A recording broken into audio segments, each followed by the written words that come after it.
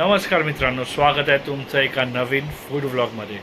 जसं title thumbnail बघून तुम्हाला कळलंच असेल की आजचा ब्लॉग काय होणार आहे। यस, आज आपण बनवणार आहोत पौष्टिक असे शेंगोळे। तर आता याची प्रोसेस काय आहे, कसं बनवतात, साहित्य काय काय लागतं, त्याची कृती, हे सगळं आपण आता पाहून घेऊया। मी किचनमध्ये जाऊन तुम्हाला कनेक्ट करतो। सो हे पाहू शकता तुम्ही, कुळथाचं पीठ आहे। हे कुळीथचं पीठ आहे अर्धा किलो। त्याच्यासोबत आपण कोथिंबीर घेतलेली आहे, 12 ते 15 पाकळ्याच्या आहेत, त्या लसणाच्या घेतलेल्या आहेत। त्याच्यानंतर आपण हिरवी मिरची घेतलेली आहे 15 ते 20, आणि आपण थोडेसे जे आहे शेंगदाणे घेतलेले आहेत।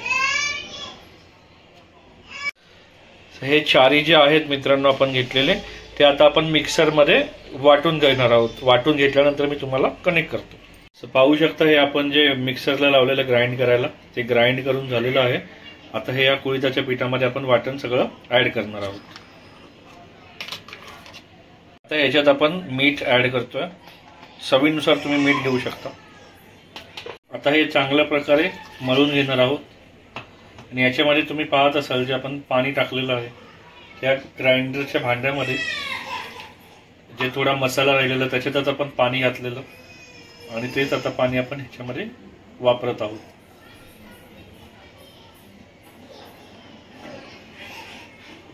हे पूर्ण मळून घेतल्यानंतर मी तुम्हाला दाखवतो पीठ। तर हे पाहू शकता तुम्ही, आता पीठ जे आहे ते मळून घेतलेलं आपण कुळीथाचं पीठ, त्याच्यात ते सगळं मसाला टाकून आणि थोडंसं तेल लावलं। पाहू शकता तुम्ही कसा दिसतोय। हे पाहू शकता तुम्ही, इथून आपण पीठ घेतलेलं आहे छोटासा गोळा, आणि त्याचा आता हे प्रॉपर जे शेंगोळे बनतात ते बनवायचं सुरू आहे। ही ॲक्च्युली आहे नाशिककडची पद्धत, काही ठिकाणी वेगळ्या पद्धतीने बनवतात। पाहू शकताय इतकं तयार करून ठेवलेलं आहे तिने। रोशनी नाशिकची असल्यामुळे तिला ही डिश खूप आवडते, आणि ती मला पण नेहमी ट्राय करा बोलते। बट मी एकदा केलेली ट्राय, बट बाहेर केलेली ट्राय, मला इतकी खास नाही वाटली। बट ही पौष्टिक आहे डिश, म्हणजे खूप त्याचे फायदे आहेत। तर मी आज नक्की ट्राय करून तुम्हाला सांगतो की ही डिश कशी लागली। हे कंप्लीट झाल्यानंतर कनेक्ट करूया। इथे तुम्ही पाहू शकता एक टोप आपण घेतलेला आहे छोटासा, त्याच्यामध्ये पाणी घेतलं आणि मीठ टाकलेलं आहे, आणि आता त्याच्यामध्ये आपण जे बनवलेले आहेत हे शेंगोळे, ते आता ह्याच्यामध्ये सोडते रोशनी।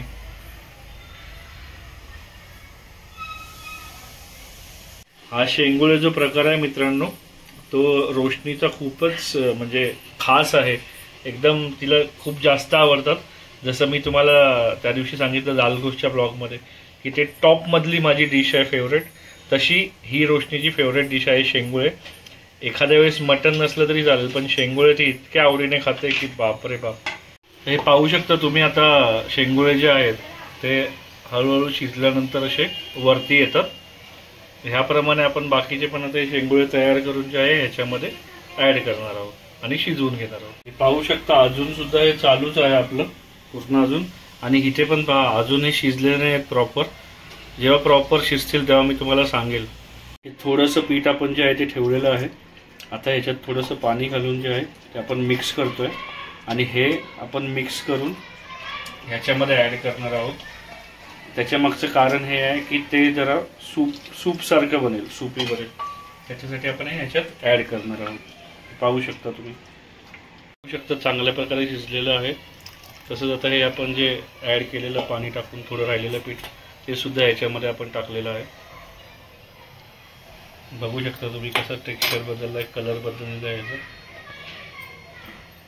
थोडासा ठेचा ऍड करतोय आपण स्पाइसी लागण्यासाठी, आणि हे चांगल्या प्रकारे मिक्स करून घ्यायचं तुम्हाला। जसं तुम्ही ऐकलं, थोडा घट्टपणा येण्यासाठी आपण याच्यामध्ये आता तेल ऍड केलेलं आहे। हे पाहू शकता तयार होत आहेत शेंगोळे। तर पाहू शकता तुम्ही, आता चांगल्या प्रकारे शिजलेले आहेत आणि ऑलमोस्ट तयार झालेले आहेत, आणि सूप पण तयार झालेलं आहे त्याचं, पाहू शकता तुम्ही मित्रांनो। फायनली शेंगोळ्याची डिश आहे ती तयार झालेली आहे। तुम्हाला एकदा दाखवतो आणि मी टेस्ट करून सांगतो.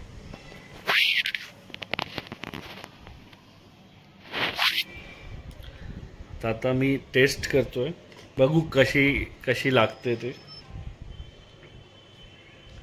हे पहा,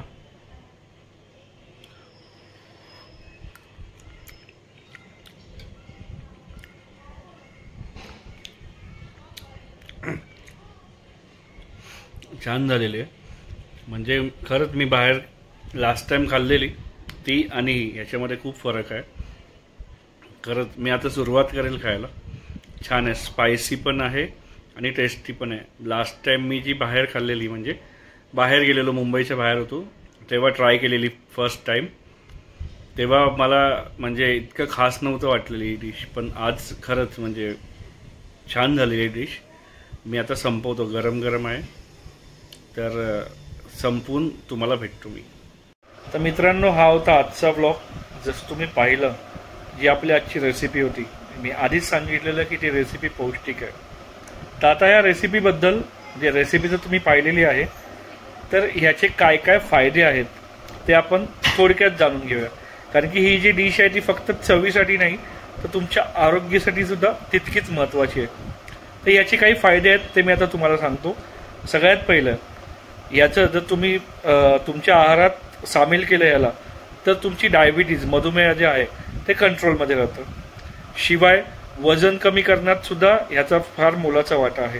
त्याच्यानंतर यकृताचे संरक्षण होते, म्हणजे जे लिव्हर फंक्शन आहे ते प्रॉपर राहते. त्याच्यानंतर जे एखाद्याला जर मूतखड्याचा त्रास असेल तर त्याला सुद्धा हे गुणकारी येतं.